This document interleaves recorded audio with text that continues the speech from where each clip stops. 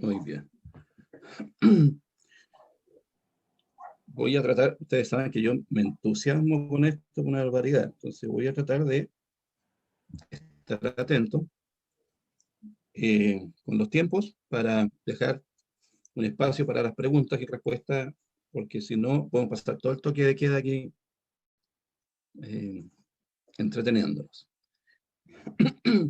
¿Por qué procrastinamos?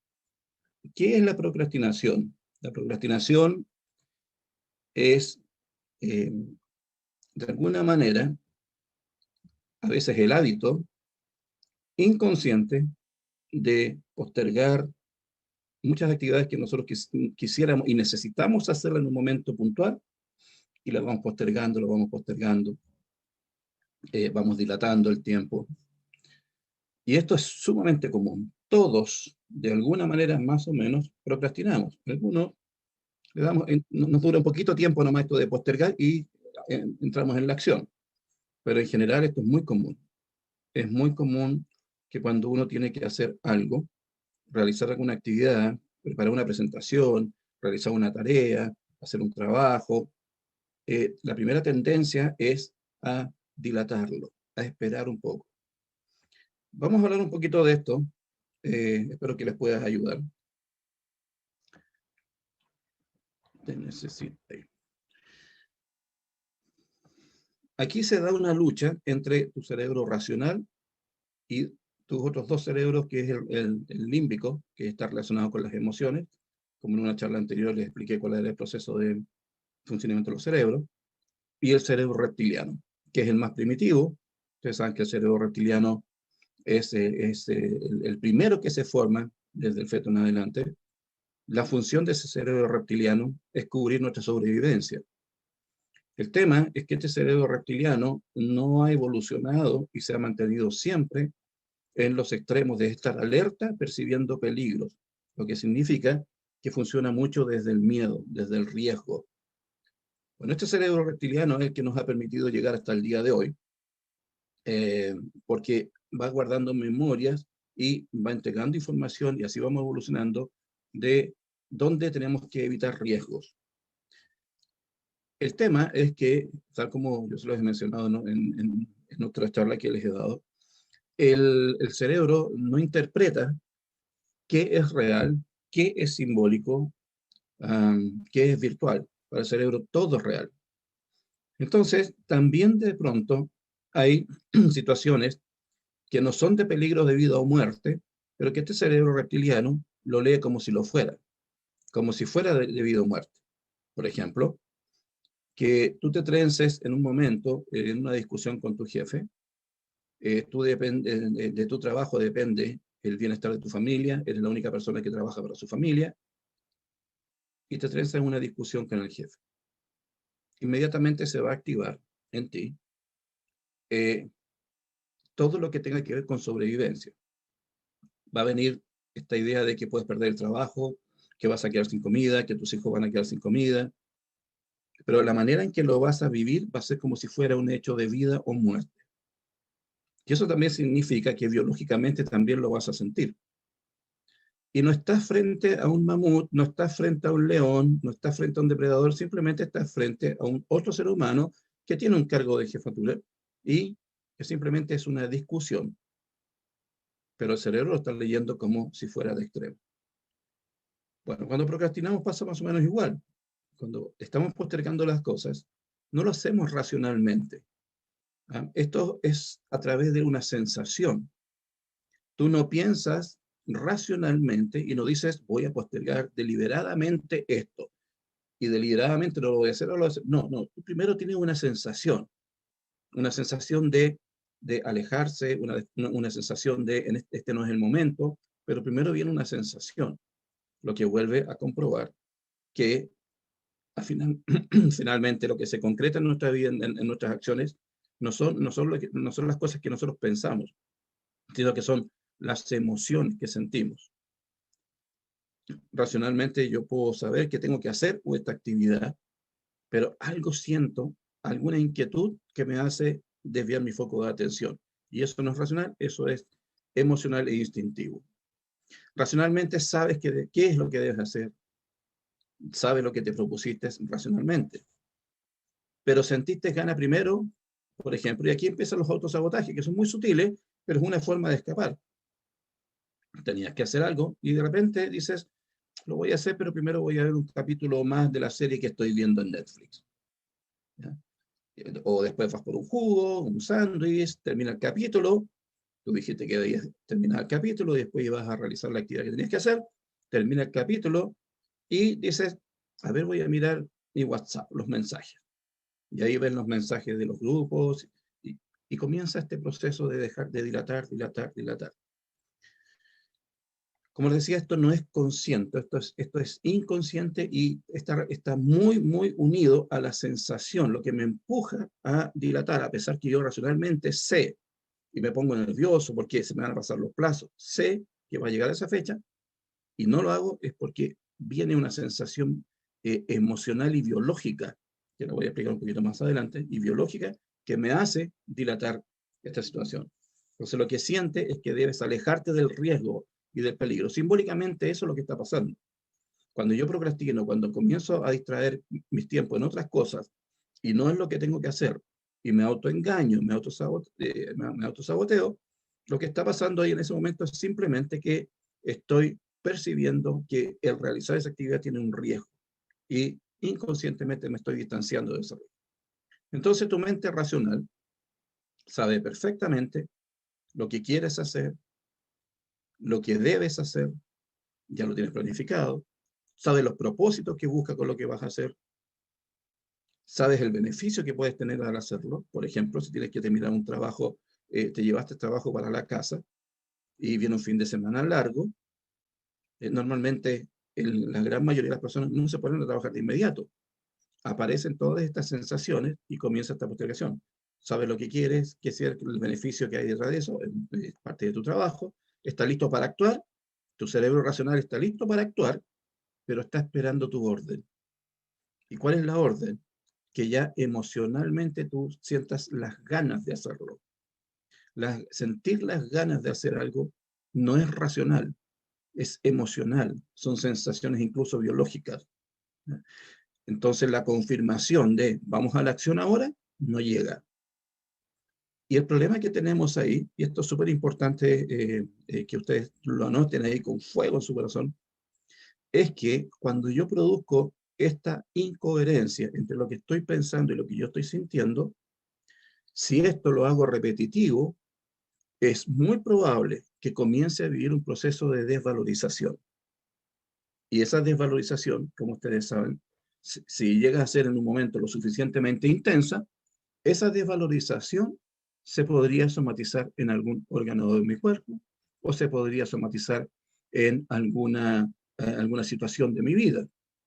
Recuerden que las somatizaciones de los conflictos emocionales no resueltos, las heridas en el alma no sanadas, van a llorar o van a querer salir a través del cuerpo, pero también a través de cosas externas, a través de relaciones personales, a través de relaciones de pareja, a través de resultados en mi trabajo. Cuando yo estudié biodescodificación, aprendí todo lo que tenía que ver con el tema del cuerpo humano, cómo todos los conflictos no resueltos se manifestaban en lo biológico. Pero la biodescodificación es mucho más que eso. Cuando Claude Sabat crea la biodescodificación, la amplía a estos otros temas ya mentales, de comportamientos emocionales y también de resultados en la vida. Como les decía recién, resultados en relaciones de pareja, relaciones con la familia, resultados en el trabajo. Entonces, si yo no pongo atención que vivir una conducta donde permanentemente tiendo a dilatar las cosas, distrayéndome en otras actividades, y eso es procrastinar, si yo estoy permanentemente creando una especie de hábito de procrastinar, yo podría estar generando un proceso de desvalorización importante, de autodesvalorización, porque va a haber una incoherencia entre lo que tengo que hacer, lo que debo hacer y lo que estoy sintiendo que no. Y ahí va a haber un choque entre el cerebro y mi corazón. Yo sé que prácticamente todos ustedes han visto, porque se ha repartido mucho, sobre todo cuando se hacen terapia y grupos de terapia, hay una imagen muy interesante donde está el cerebro y hay unas cuerdas que lo unen con el corazón. La importancia es afinar, que haya acorde entre el cerebro y el corazón, pero cuando se procrastina, se pierde ese acorde. Entonces, el momento de actuar no llega, y tu cerebro reptiliano dice que hay peligro. Vamos a ver entonces por qué. Y tus emociones te hacen distanciarte de lo que quieres, de lo que necesitas hacer, pero por alguna razón no nacen, no aparecen las ganas de hacerlo. Y eso ya es un tema emocional. ¿De dónde viene de dónde podría venir este proceso? ¿Qué es lo que me asusta? Porque lo que nosotros tenemos que preguntarnos es, ¿por qué yo tomo esta actitud de distanciamiento, de autosabotearme, para no concretar o hacer esta actividad que tengo que hacerla? A veces las dilatamos hasta último tiempo y después, contra el tiempo, las estamos haciendo, incluso podemos hasta trasnochar para hacerlas. El tema es, ¿por qué tuviste que llegar a esa situación? ¿Sí? Ya cuando la presión es muy grande, ahí estoy dispuesto a actuar. ¿Pero qué pasó antes? ¿Y de dónde viene esto? Bueno, ¿dónde grabé esta información de peligro? Desde niño. Desde niño, lo que nosotros tenemos que preguntarnos es por qué es peligroso dedicarme, sentarme y hacer esta actividad. Seguramente desde niño escuchaste, tú no puedes, no eres capaz, tú no vales, o nos dijeron o nos hicieron sentir esto. No lo vas a conseguir, así no se hace, qué torpe eres, siempre haciendo mal las cosas. ¿Hasta cuándo? ¿Podrás algún día hacer algo? ¿Por qué agradecerte? Esta frase puntual está extraída de una de mis sesiones con una paciente que recibía esta información de sus padres. ¿Algún día podrás hacer algo que se te pueda agradecer? Entonces lo que sentía esta persona que hiciera lo que hiciera, igual no iba a tener un buen resultado. Eres un inútil. A veces utilizamos palabras con nuestros hijos y no nos damos cuenta que lo que estamos haciendo es poner una etiqueta sobre ese pequeño o esa pequeña. Eres un inútil. Tu hermano lo hace mucho mejor que tú. Deberías ser igual a él. O tu compañero, o tu amigo, o tu primo. No vales para nada. A veces me ha tocado algunos casos donde un paciente me dice, mira, y estoy hablando de un jovencito, un caso muy puntual, mira, yo hago, un chico de 12 años, me decía, mira, yo hago mi mejor esfuerzo, pero no me resultan las cosas. No tengo la experiencia, no tengo la habilidad, y cuando mi madre me va a retar, toma lo que hago y me dice, no vales para nada. Otro, ¿no te da vergüenza ser como eres? ¿No te da vergüenza no estudiar? ¿No te da vergüenza sacarte malas notas? ¿No te da vergüenza esto? Otro, por tu culpa, mira lo que pasó.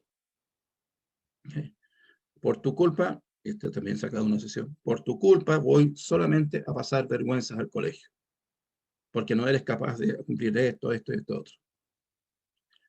Hagas lo que hagas, no te servirá para nada. También sacado de mis sesiones. Ahí lo que me faltó poner en esa sesión es que esto venía con un apellido. Hagas lo que hagas, no servirás para nada. Eres un fracasado. ¿Sí? Estamos hablando de un niño que le decían eso. Si no tienes esas notas de este tipo, no vas a llegar a ninguna parte. Y tenemos personas que se esfuerzan muchísimo por sacar algunas buenas notas, pero tienen otras habilidades. Conozco el caso muy cercano a mí dentro de mi familia, de dos hermanas que se llevan por 1 año y medio, 2 años de diferencia, una brillante, inteligentísima, increíble, y a la otra le costaba mucho el colegio, le costaba muchísimo, pero le costaba porque es un artista brillante, tiene una facilidad para el arte increíble. El problema está en que siempre en el colegio destacaron cómo era su hermana versus cómo era ella, y cómo sus notas la perjudicaban, y la hacían sentir que era una inútil porque no era capaz de sacarse tan buenas notas como su hermana. Te va a costar mucho la vida. Vas a sufrir mucho para conseguir lo mínimo. Aquí hay algunas de las, estas son muy, muy pocas frases, palabras que se han utilizado siempre desde muy pequeño en adelante. Y eso marca en ti que cualquier cosa que vaya a aproximarse a que vayas a escuchar algo como esto es peligroso. El pequeño lo vive. Cuando el pequeño escucha esto en forma muy reiterativa, ¿saben cómo lo vive el pequeño? A diferencia del adulto, que si yo estoy trabajando en un trabajo de equipo, por ejemplo, y un colega me dice, ¿sabes qué? Tú no sirves para nada, eres un inútil. A mí me puede doler relativamente. Pero cuando un padre o una madre le dice esto a un pequeño, el pequeño no solamente comienza a grabar información de desvalorización, sino que también, y aquí viene lo más grave, lo que graba ese pequeño es que pierde la mirada y los afectos del padre y de la madre. Eso es lo más grave. Y cada vez que el niño intenta hacer cosas y no le resultan, y se le utilizan algunas de estas palabras, o muchas más, pero como les digo aquí, es unas poquitas de cientos de otras formas de referirse negativamente a los niños, el niño, como les digo, no solamente va a vivir el riesgo del reto, sino que ese reto va a ir acompañado de que estoy perdiendo los afectos y la mirada del padre y la madre. Y para un niño eso es terrible, perder los afectos. Por ejemplo, los niños menores de 7 años, si tienen un padre que es golpeador, muy agresivo, la estructura cerebral de ese niño no le permite discriminar de que ese padre es un padre malo. Los niños de esa edad no son capaces de culpar a un padre agresivo, por ejemplo, violento. El niño lo que está pensando en ese momento, lo que está sintiendo, esto es culpa mía. Yo lo hice. Tal vez yo no debería haber nacido. No debería estar acá. Por mi culpa estoy haciendo que mi papá reaccione de esta manera. Y comienza a vivir un proceso de desvalorización importante.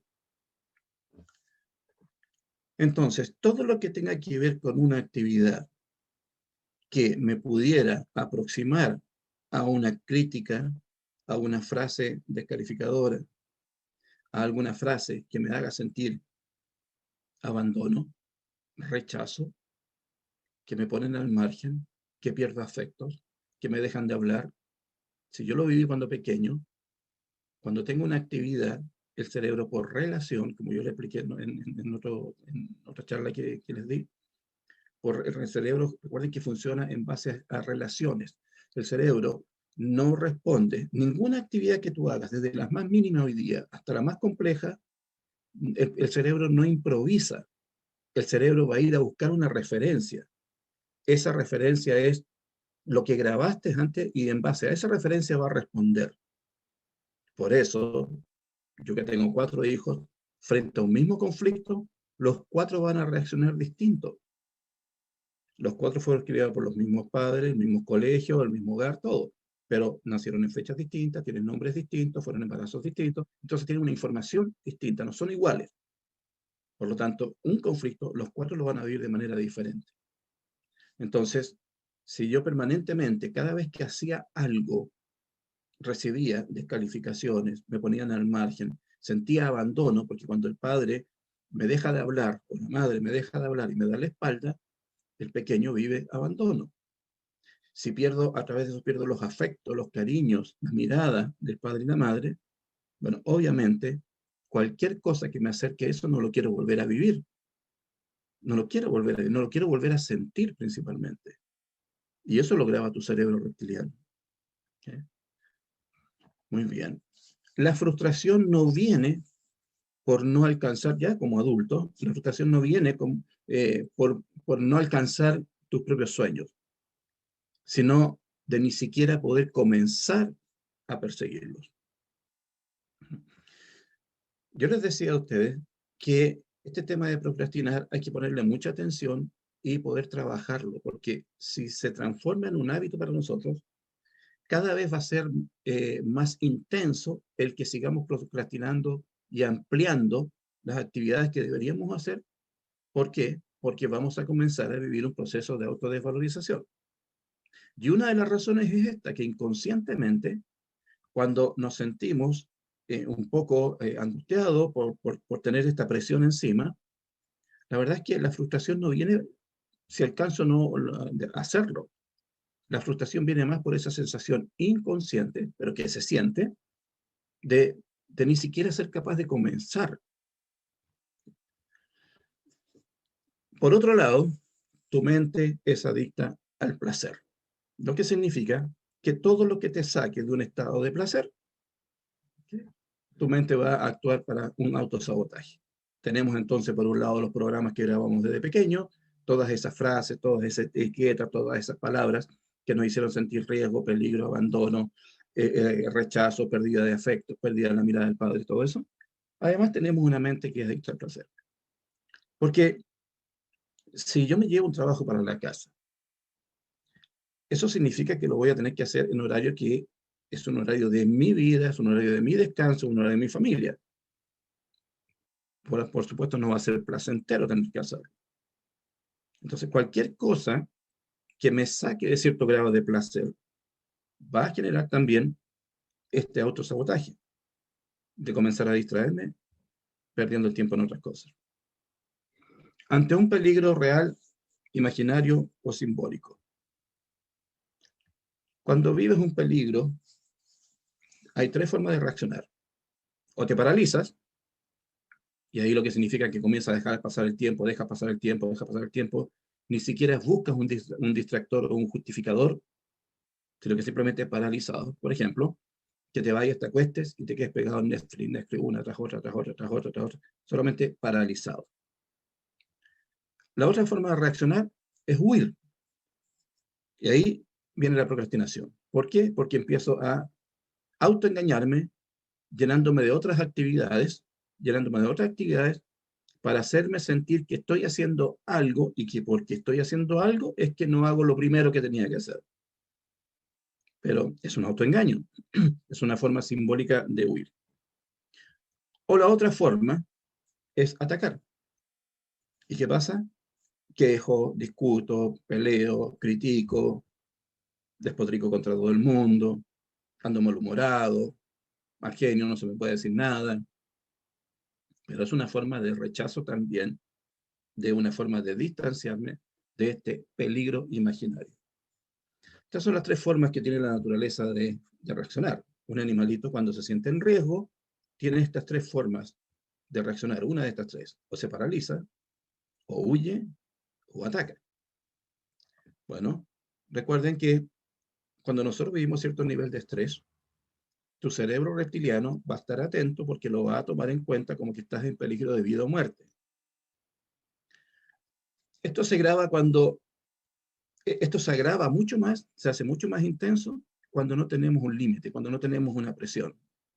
Y el hecho de que no tengamos una presión es mucho más peligroso porque vamos a tener, como les dijera, va a ser mucho más fácil de procrastinar con menos culpa, pero vamos a procrastinar igual. ¿A qué me refiero con esto? Cuando tienes un empleo, se te encarga algo, tu jefe te dio una fecha y te dio qué es lo que quería, un resultado, tú vas a llevar eso hasta el último día, pero lo vas a hacer. Vas a tener una fecha límite. Aunque trasnoche los últimos 2 noches, pero lo vas a hacer. Pero se vuelve más peligroso cuando tú no tienes esa presión, cuando no tienes un jefe, cuando no tienes fecha y tú tienes que hacerlo. ¿Y cuándo sucede esto? Por ejemplo, sucede cuando uno emprende su propio negocio. Cuando uno emprende su propio negocio, no tiene un jefe que lo rete, papá simbólico, uno se pone los tiempos, entonces existe la tendencia, cuando uno emprende, de que el tema de procrastinar con menos intensidad de culpa sea más fácil. Pero el hecho de procrastinar sea más fácil o sea menos fácil, el hecho de procrastinar ya me está hablando de que hay una discordancia, no hay coherencia entre lo que estoy pensando, entre lo racional, lo que tengo que hacer, versus lo que estoy sintiendo. Porque si hubiera coherencia, racionalmente yo ya sé lo que tengo que hacer, cómo tengo que hacer, y emocionalmente tendría las ganas de hacerlo.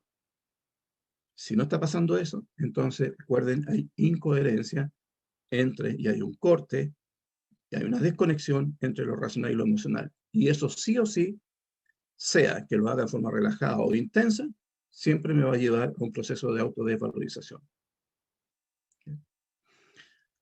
Pero esto es inconsciente. Racionalmente no te das cuenta. Nos empezamos a autoengañar y nos paseamos por distintos tipos de actividades.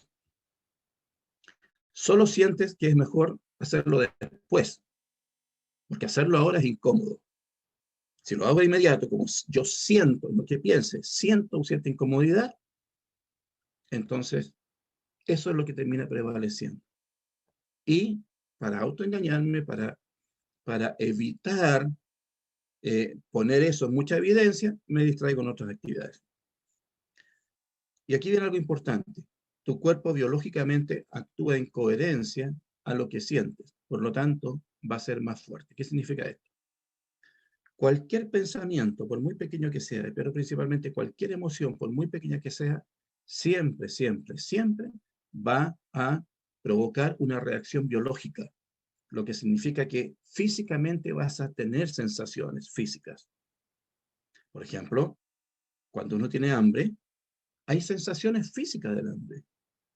¿Okay? Hay un vacío en el estómago, hay sensaciones respiratorias, tú te acuerdas de un alimento y salivas más. Hay una reacción biológica. Bueno, cuando tú procrastinas pasa exactamente igual.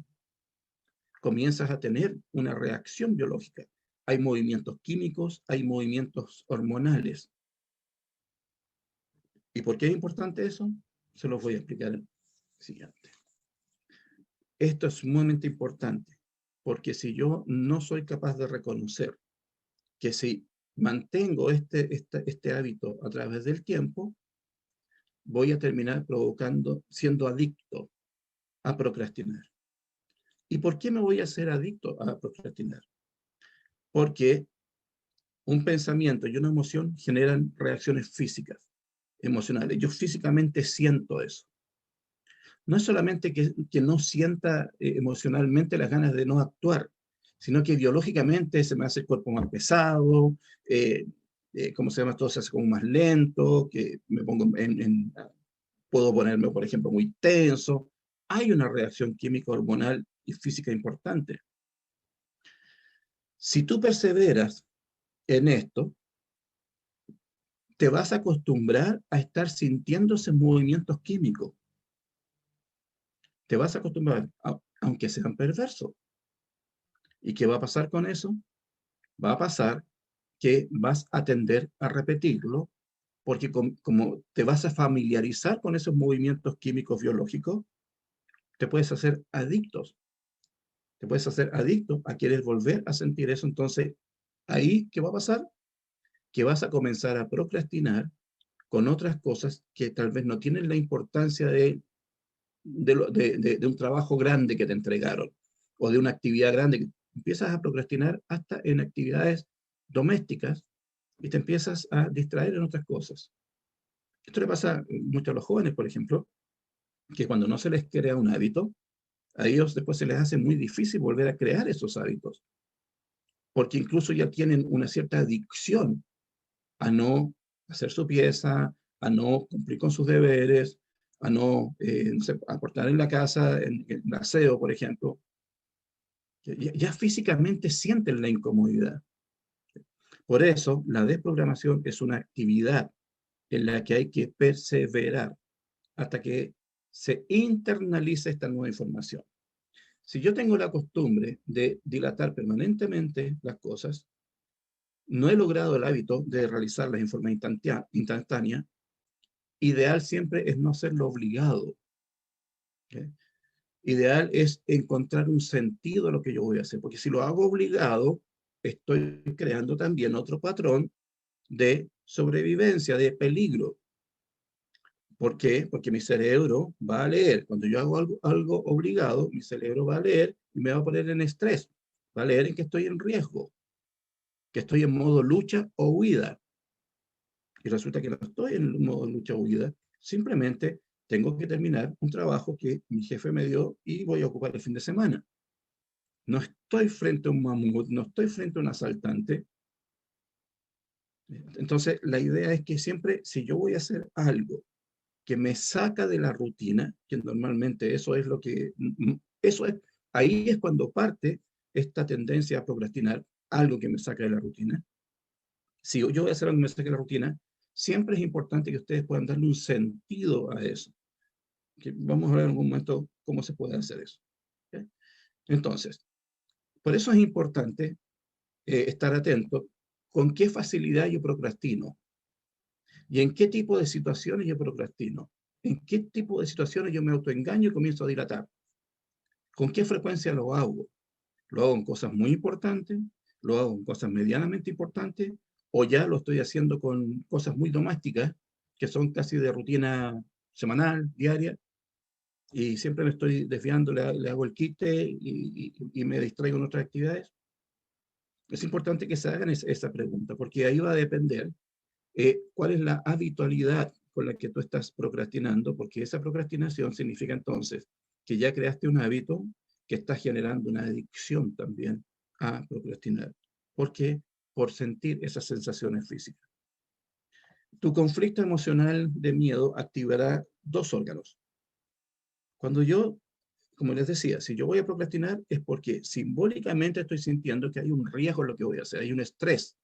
Y el estrés para mi cerebro reptiliano es peligro, peligro de vida o muerte. Siempre va a ser así.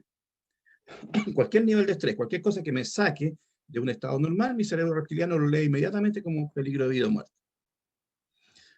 Bueno, en el procrastinar, aparte de otros órganos, los más importantes órganos que se van a activar son las glándulas de la tiroides. Las glándulas de la tiroides están relacionadas con los tiempos. Cuando llega a mi consulta una persona que tiene problemas de tiroides, esta es una información para ustedes también que hacen terapia, la tiroides en 80%, incluso más, tiene que ver con los tiempos. El hipotiroidismo son aquellas personas que sienten que el tiempo no les alcanza, que por más que traten de hacer, el tiempo no les alcanza. El hipertiroidismo son esas personas que todo para ayer, todo para ayer, todo para ayer, todo para ayer, todo para ayer. Aceleramiento. Tiene que ver con los tiempos. ¿Sí? Entonces, ¿qué es lo que hago yo al procrastinar? Estoy estirando los tiempos. Estoy estirando los tiempos. Y si yo me acostumbro a hacer eso, ahora, no significa que todos los que procrastinan van a tener problemas de tiroides. Todo depende con qué intensidad de estrés yo estoy viviendo esta procrastinación. Porque si yo me doy cuenta que estoy estirando siempre, siempre estiro las cosas, nunca las comienzo en un momento, siempre espero hasta el último momento y la vivo con mucho estrés, con culpa, bueno, en algún momento la tiroides va a reaccionar, se va a enfermar. El otro órgano que se afecta también con tema de los tiempos y los estados de lucha o huida y el tema de procrastinar, el otro órgano son las suprarrenales. ¿Y por qué las suprarrenales? Las suprarrenales son productoras de una hormona de estrés, del cortisol. Entonces, cuando entro en un modo lucha o huida, en un modo de batalla, comienzo a producir más cortisol, hormonas de estrés.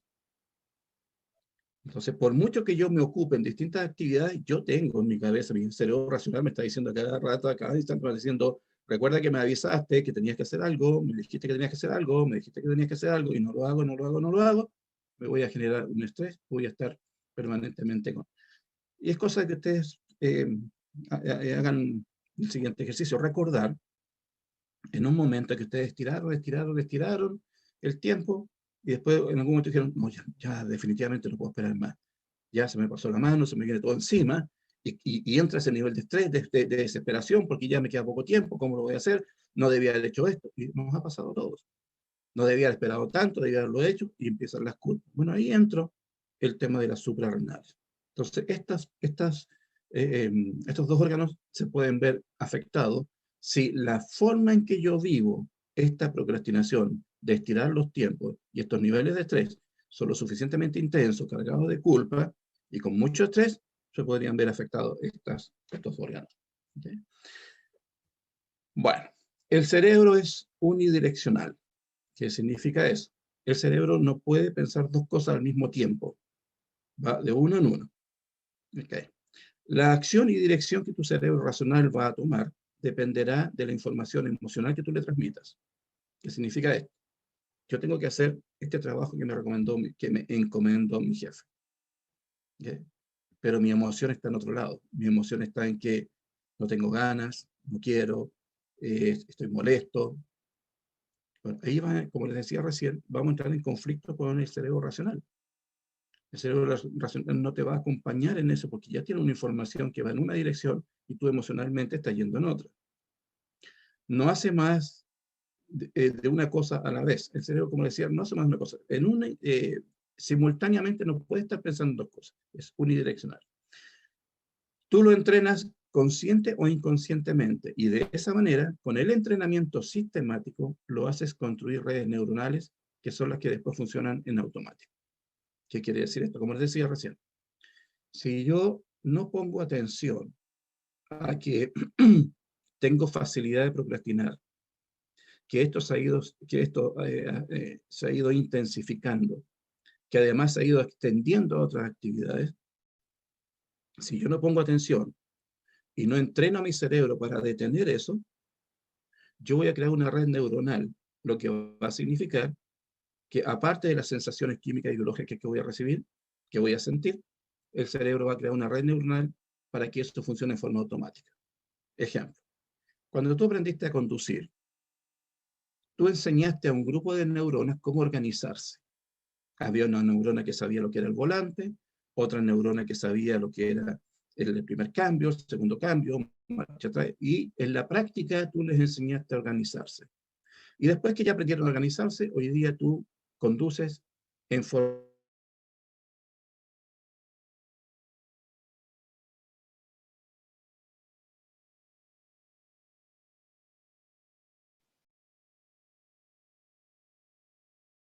automática. Bueno, en nuestros hábitos pasa exactamente igual. Si yo no pongo atención, no pongo atajo o no comienzo a trabajar, esto va a ser automático, en forma instantánea, sin que yo tenga que pensarlo. Para cambiar los hábitos debes volver a entrenar tu cerebro para que cree nuevas redes neuronales. Así como el cerebro crea una red neuronal por repetición, repetir, hasta que crea la red neuronal, si yo quiero crear una nueva red neuronal, pero con nueva información, lo voy a tener que hacer de la misma manera. Entrenar, estar atento, y aprender a realizar las cosas que les voy a aconsejar, les voy a sugerir, ¿no?, más adelante que podrían hacer para que mi cerebro deje de procrastinar, o yo también aprender a identificar por qué estoy sintiendo lo que estoy sintiendo. Desde la biodescodificación, ¿cuál es la pregunta que tenemos que hacernos frente a la procrastinación? ¿Por qué terminar algo es peligroso? ¿Por qué podría ser peligroso hacer esto? No, si no es peligroso. Entonces, ¿pero por qué no lo hace? ¿Por qué no nacen las ganas de hacerlo? Porque si no nacen las ganas de hacerlo, es porque hay un rechazo, hay algún riesgo. Un riesgo que puede ser mínimo, pero tu cerebro lo está leyendo como un gran riesgo.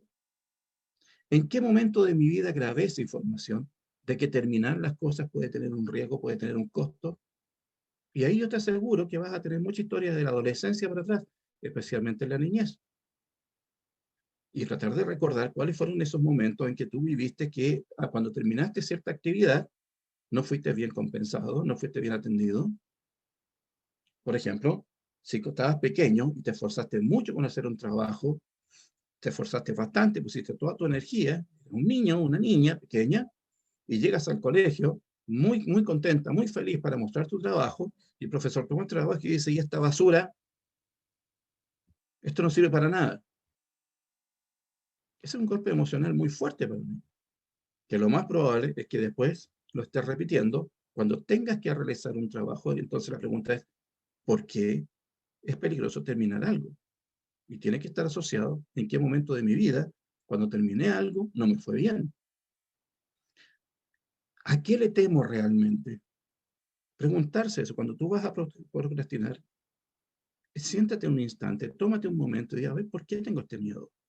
Porque es un miedo. Real, imaginario, simbólico, es un miedo.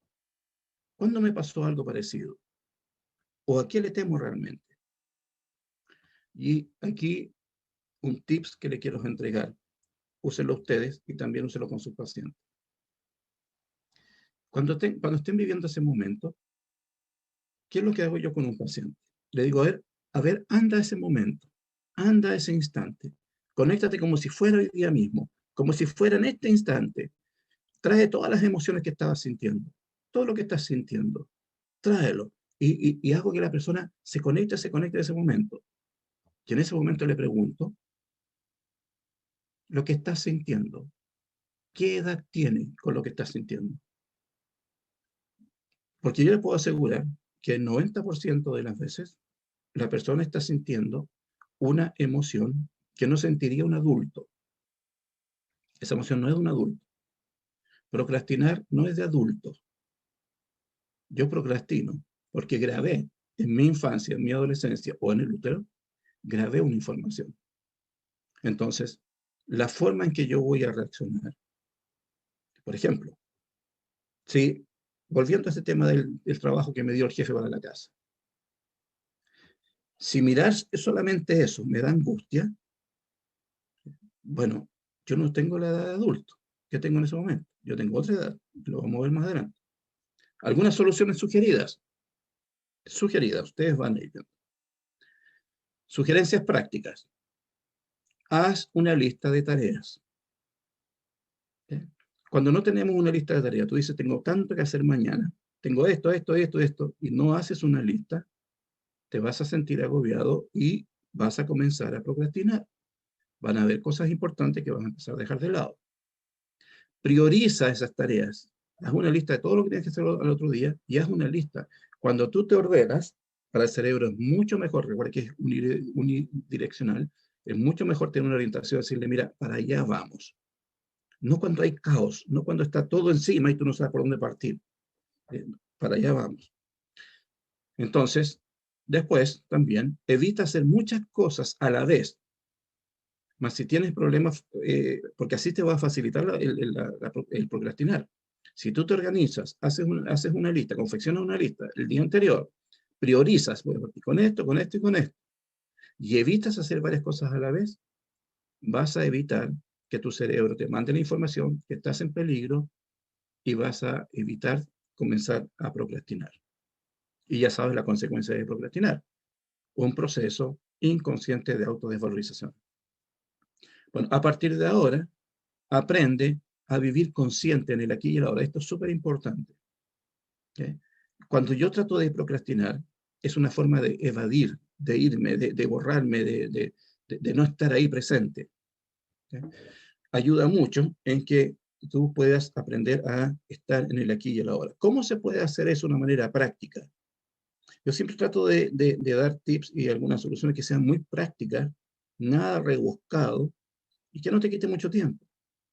Una de las cosas que ayuda bastante son dos consejos, que ellos tienen aquí y ahora, que también eso me ayuda también a bajar mi nivel de estrés y a evitar procrastinar. ¿Y cómo sería eso? Por ejemplo, que tú comiences a sentir todo lo que tocas. Si vas a tomar un paño, por ejemplo, para pasarlo, siente la textura de ese paño, siente la textura de un plato, si te duchas, siente el agua, siente como el niño pequeño curioso, ese niño pequeño, la niña pequeña, que cuando comienza a jugar con el agua quiere tomarla, quiere agarrarla, quiere atraparla y no puede, y siente esa agua. Sientan la temperatura del sol cuando salgan. Pongan atención y sientan el aire. ¿Ya? Pongan atención en esas cosas, no les quita nada de tiempo. ¿Ya? Sientan su cuerpo cuando están sentados, cuando se levantan, cuando caminan, sientan el movimiento. Eso automáticamente te trae un tiempo presente. ¿Okay? Eh, y lo otro también es que también te puede ayudar a estar en tiempo presente, es que puedas utilizar en algunas actividades durante el día tu mano no hábil. Si tú eres diestra o diestro, comienza a utilizar para abrir la puerta, por ejemplo, tu mano izquierda, para cepillar tus dientes la mano izquierda. Eso te obliga a poner atención y a volver a tiempo presente. Cuando tú haces eso, te saca de las angustias y las ansiedades. Ustedes saben que angustia, exceso de pasado, ansiedad, exceso de futuro. Y te energiza mejor. Algunas sugerencias. Otras sugerencias emocionales. En ese mismo momento que tú descubres que estás procrastinando, o sea, porque si estás en el momento presente, si estás en el aquí y en el aquí ahora, tú vas a detectar de inmediato que estás procrastinando. Y en ese mismo momento, mi sugerencia es que te digas en voz alta o mentalmente, si hay más personas, ojalá en voz alta, estoy groseramente procrastinando. Es una especie de llamado de auto llamado de atención. Tu cerebro va a tomar esa información y te va a hacer como reaccionar, diciendo, a ver, ¿qué estás haciendo, Pedro? Es como un auto llamado de atención. ¿Okay? Recién ahí, lo ideal entonces es que tomes un par de minutos y ahí comienzas a preguntar, ¿por qué me está pasando esto? ¿Por qué estoy sintiendo este miedo? ¿Cuándo lo viví antes? Lo que les dije recientemente. Déjate simplemente sentir. No racionalices. Cuando te preguntes, a ver, ¿qué estoy sintiendo? ¿Por qué esto para mí podría ser peligroso? No trates de ir a tu memoria. Trata de conectarte con lo que estás sintiendo en ese momento. Sensaciones, sensaciones. Recuerden que yo les he comentado que cuando yo tengo un paciente que es muy racional, yo no hablo de emociones, hablo de sensaciones y sensaciones. Y le repito, ¿qué sientes? ¿Qué sientes? Sensaciones, sensaciones. Para que se conecte. Porque es ahí donde está la verdadera información, no en tu memoria. ¿Okay? Entonces, si vas a revisar, ¿por qué esto me provoca rechazo? ¿Por qué hay peligro en esto? A ver, ¿qué me hace sentir? ¿Qué me hace sentir? Y aquí hay algunas cosas importantes. Pon atención, por ejemplo. ¿Qué sensación viene? Nuevamente, sensación. A ver, ¿qué sensación viene? Solo el hecho de tener que hacer esto. ¿En qué parte del cuerpo lo siento más? Solamente el pensar de tener que sentarme a hacer esto o hacerlo.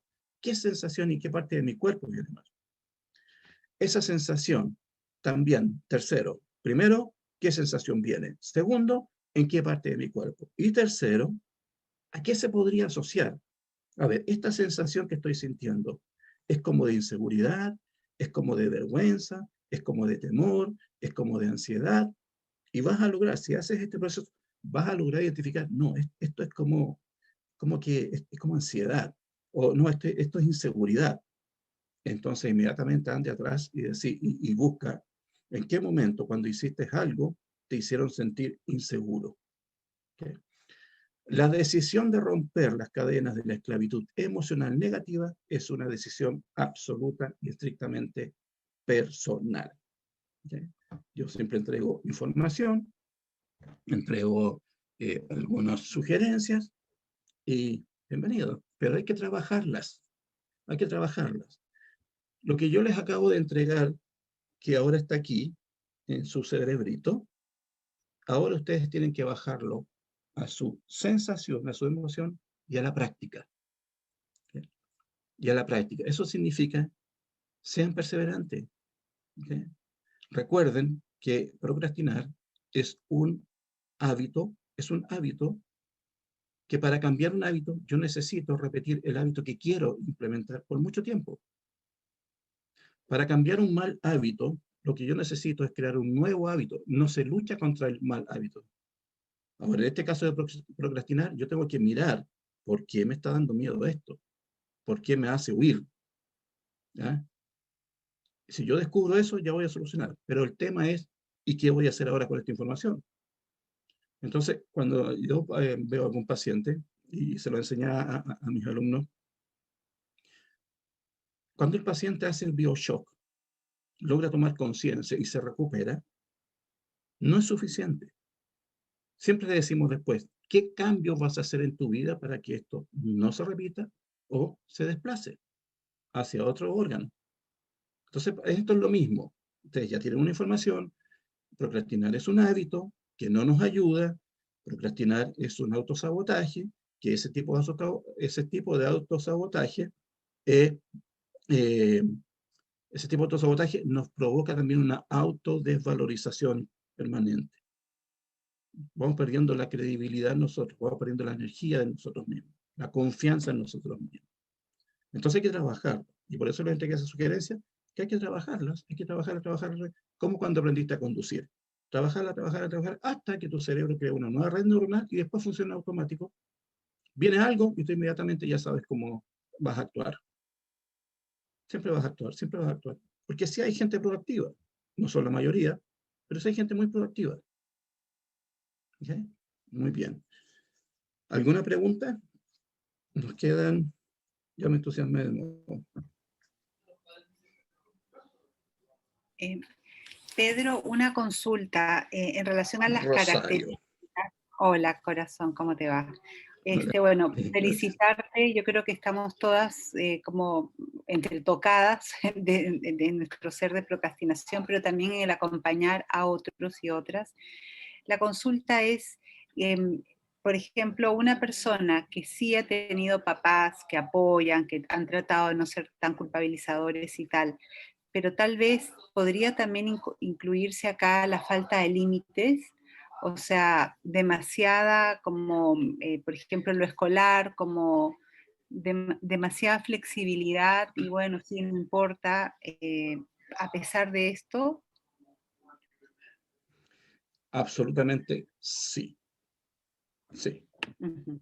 ¿Okay? Claro, cuando a mí me crearon un hábito de que yo puedo hacer lo que quiera, cuando quiera y como se me ocurra. Uh-huh. Entonces, ¿dónde está lo peligroso? Es que si yo tengo que cumplir algo, voy a perder mi libertad. Y depende mucho cómo yo lo viva. O sea, cuando hay una persona que no ha tenido límites, por ejemplo, padres muy buenos, y que lo hacen con su mejor intención, pero me ha tocado muchos casos de chicos donde el problema está en límites. Cuando no, el chico no ha aprendido límites, todo lo que lo limite lo va a vivir con manera intensa, de casi modo de encarcelamiento. Uh-huh. Y es duro, o sea, lo viven intenso, ¿no? Con mayor razón, y aquí un dato que le entrego a ustedes, aquellos chicos, y yo noté este dato, si su día de nacimiento es 5, o la suma de los dígitos da 5, con mayor razón esos niños. ¿Por qué? Son los eternos adolescentes. Y el adolescente lo único que quiere es libertad, moverse de un lado para otro, divertirse. ¿Okay? Tomen ese dato, es bien interesante. Si su día de nacimiento da 5, es 5, o la suma, si reducen los dígitos a un dígito, y da 5, con mayor razón. Necesita muchos límites, necesita más límites, claro. Ahora, los límites tienen que tener, el ideal en el tema de los límites es que siempre sea con un beneficio, porque desgraciadamente nosotros vivimos en una cultura muy castigadora. Entonces, hemos aprendido a funcionar más por miedo al castigo que por el beneficio al premio. Y eso es muy importante. Hemos aprendido a funcionar más por miedo al castigo que por el beneficio al premio. Si no haces eso, estas son las consecuencias. No, tratemos de que tenga un beneficio importante, no castigo. Entonces, cuando funcionamos desde el castigo, ¿qué pasa? Cuando yo tengo una responsabilidad y tengo que realizar algo, voy a evitar el castigo y procrastino. Y al mismo tiempo frente a una cultura muy hedonista también, que te está todo el rato diciendo estas nuevas generaciones como con los jueguitos y todo, que hay como una satisfacción inmediata. Entonces la vida no es así, entonces cualquier esfuerzo, cualquier acto de voluntad es muy costoso en realidad. Creo que para los papás actuales poder equiparar el placer que le da a los niños los juegos, los videojuegos y un conjunto de otras cosas, ¿no? Sí, yo tengo pacientes que lo pasan muy mal con eso porque, por ejemplo, me estoy acordando de una señora que es ingeniero civil, gerente de una empresa, y lo pasa muy mal porque ella trata de que los hijos tengan el menos contacto posible con la tecnología, nada de televisión, que sean creativos, que jueguen solo, pero todos sus amigos no lo hacen. Entonces está luchando, se siente sola como luchando contra el mundo. Sí, efectivamente, hoy día ¿cómo se llama? Una generación, primero, muy cortoplacista, eh, todo informal, todo desechable. Sí, estamos viviendo un tiempo complicado. Pero el tema es, ¿cuál es el costo-beneficio? Y ayudar a los padres a decirle, mira, aprieta los dientes, pero sigue esa dirección. Después lo va a agradecer. El hijo lo va a agradecer. Mira, en una oportunidad tengo un amigo, hace tiempo que no lo veo, él trabajaba en la cárcel de menores, era psicólogo en la cárcel de menores en Limache. Y en una oportunidad conversando con él, psicólogo, fui a buscarlo porque íbamos a salir a comer algo y me dice, ¿quieres pasar a conocer? Yo nunca había entrado a una cárcel de menores, así que ya pasé. Y yo le decía, de estas cantidades de menores, ¿cuántos son de verdad rescatables? 10%, ¿no? ¿Pero cómo 10%? Sí, 10%. ¿Y qué hace que estos niños lleguen a esto? Y la primera palabra que salió de su boca fue límites. Falta del padre y la madre y límites. Y había un joven que conversaba, no, a mí mis papás no me querían. ¿Y por qué no te querían? Porque me dejaban de hacer lo que me dejaban hacer lo que yo quisiera. Nunca se preocuparon. Yo salía de la casa, chico, estaba horas y horas, llegaba en la noche, nunca me preguntaban nada. Y ese pequeño lo vivía como que los padres no lo querían. Entonces, sí, límites, afectos, límites. No es fácil cuando uno es papá. Nadie nos enseña a ser papá. Entonces, yo creo que voy a preparar un taller con respecto a eso. Estoy preparando uno para matrimonios, otro para el tema de padres y otro más por ahí. ¿Okay? Pero muy buena tu pregunta. Isabel, tú querías preguntar algo. Sí, de repente en el proceso en el hábito, en la decisión de la procrastinación, porque no existe como placer, como comodidad. Lo digo por experiencia. Yo he tenido, o sea, en varios aspectos de esta vida procrastinamos, en varios aspectos. Sí. Pero cuando uno se da cuenta, o sea, se da cuenta que está dilatando mucho y después cuando hay presión, uno actúa. Como tú dijiste, no se debiera esperar la presión para hacerlo, ¿verdad? Y en una oportunidad, yo analicé, yo quiero hacer mi taller de invernadero, pero lo tengo años, tengo todo, he ganado cuando he hecho cursos, materiales. Digo, ¿por qué no he hecho andar? Entonces, Yo te sugiero, disculpa Isabel, yo te sugiero que veas la última parte que dije, en términos de preguntarte, ¿por qué sería peligroso hacerlo? ¿Qué me hace sentir eso? ¿En qué parte del cuerpo lo siento más? Y esa sensación que estoy sintiendo, emocional y física, ¿a qué se parece? ¿A vergüenza? ¿A peligro? ¿Castigo? ¿Rechazo? ¿A qué tipo de sensación se parece? Bueno, tengo una sensación como, no sé, miedo al castigo, y anda atrás inmediatamente, cuando viviste intensamente una o más de una situación que por hacer algo, que lo hayas hecho bien o mal, que lo hayas, recibiste un castigo. Que si eras pequeña, lo viviste como perdí la mirada de mis padres, perdí el afecto de mis padres, me rechazan, me abandonaron. Ese ejercicio es muy interesante. Alguien preguntaba, escribió por ahí, gracias Isabel, alguien preguntó por ahí con respecto al déficit atencional y la procrastinación. No, no es lo mismo. El déficit atencional es tratar de aislarse, de irse a otro lado, de estar ausente, de estar ausente. Es distracción. Pedro, Una de las cosas que podrían ver en ese tema de distracción, por ejemplo, es si la mamá mientras estaba embarazada, había gente que la molestaba. Ustedes saben que cuando viene una mujer embarazada, siempre alrededor van a haber personas que le van a dar muchos consejos, y van a querer decir, mira, tienes que hacer esto, tienes que hacer, sobre todo los primerizos, tienes que hacer esto, sobre todo la suegra, tú tienes que hacer esto, siempre sacamos las suegras. tiene que hacer esto, esto, esto y esto y esto. Entonces la madre en algún momento ya se satura y hace esto. No pesca. Si eso es intenso y lo vive mucho la madre en el embarazo, hay un alto porcentaje de posibilidades de que ese hijo o esa hija tenga déficit atencional. ¿Por qué? Porque poner atención es peligroso. Tiene hasta aquí esta señora. Por ejemplo. No es lo único, por si acaso. Paola, tú ibas a preguntar algo. Sí, hola Pedro. Hola. Mira, yo me obligo a hacer cosas que no quiero. Un ejemplo, mis padres, cuidar a mis padres adultos mayores. Yo la verdad es que no quiero hacerme responsable, pero supuestamente no hay nadie más. Entonces yo voy para allá, pero obligadamente. Yo no quiero hacerlo. Sí. Entonces, ¿qué me sugieres como para poder corregir eso? Por favor, Como decía, gracias. como decía, el cerebro es unidireccional y el cerebro no interpreta, ejecuta la información tal como yo la envío. Tal cual la ejecuta. ¿Okay? Si yo quiero, si estoy haciendo algo que no puedo, no hay cómo dejarlo, porque si no hay nadie que cuide a los padres, te toca a ti.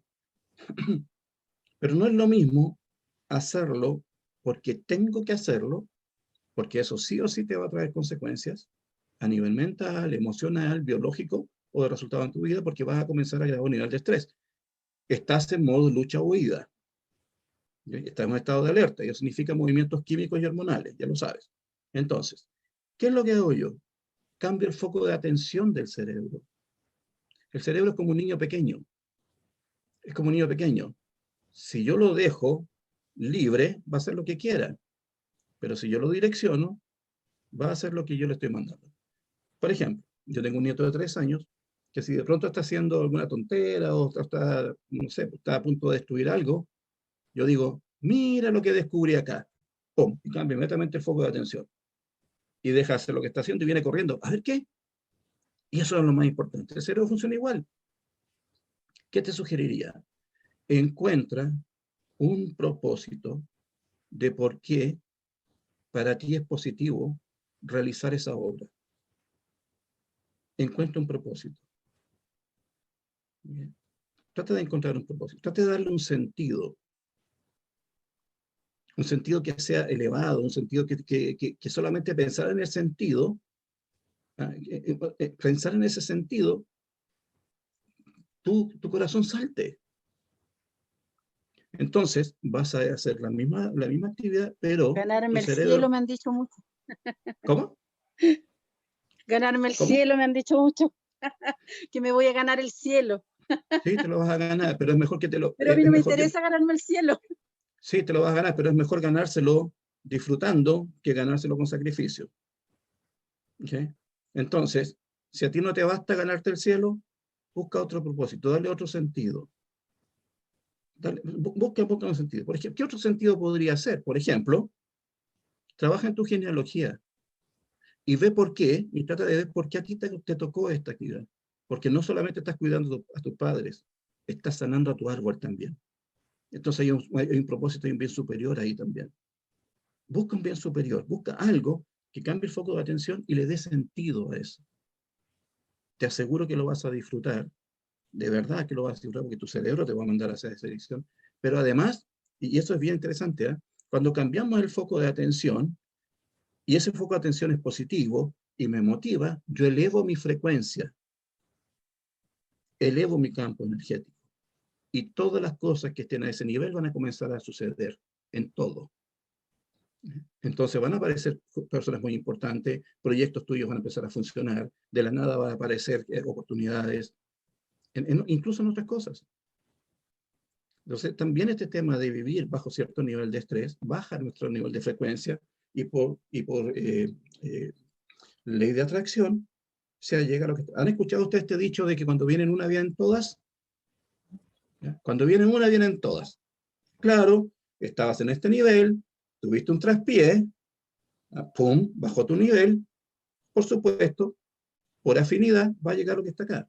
Pero como yo ya manejo esto, de que lo que acabo de vivir bajó mi energía, bajó mi entusiasmo, me hizo sufrir, me dolió, yo inmediatamente hago un trabajo para subir y evitar que se cumpla ese dicho.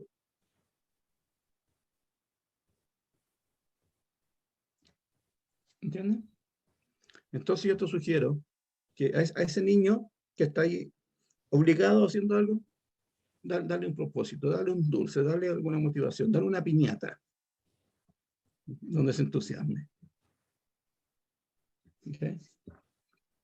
¿Alguien más? Bien, parece que estamos. Alguien tiene la mano levantada ahí, perdón, Janina, ¿no? Janina, ¿sí? Janina, La sí. mano levantadita. Ahí Sí, está Janina. más que nada quería contar un poco algo de lo que decía Rosario, que es como el caso contrario de lo que tú comentabas, de cuando hay como estas frases de decirle a los niños que no pueden, que son inútiles y todo eso. También pasa en el caso contrario de cuando hay sobreprotección, que la sobreprotección es cuando uno hace todo por los niños, uno lo hace todo por ellos. Entonces finalmente el mensaje escondido ahí es: yo lo hago porque tú no puedes. Entonces cuando yo lo hago porque tú no puedes, en el fondo también queda ese registro de no soy capaz. Entonces si no soy Sí, capaz, surge un poco eso de que mejor no lo hago porque me va a salir mal, porque no lo hago sí, bien. exactamente. Gracias, Janina, súper bien. En el curso hay una parte que enseño que se llama las triadas padre, padre, madre, hijo, la relación entre ellos. Y en una triada siempre hay una triada que yo cuando la muestro dicen, no, esta es la estupenda, porque ahí todos se llevan bien. No, no es la estupenda. Todos se llevan perfecto, todos se llevan bien. No, pero es perjudicial. Y ahí es un poco lo que dice Janina. ¿Okay? El tema siempre aquí es el tema de los equilibrios. De los equilibrios. A todo esto, no siempre los padres son los únicos que graban. ¿Ah? Recuerden que los niños, lo más intenso lo graban hasta los 7 años. Eso significa que los 3 primeros años, padre y madre son los que más graban, pero entre los 3 y los 7 años ya entran otros actores, abuelos, tíos, primos, vecinos, profesores. ¿Okay? Bien,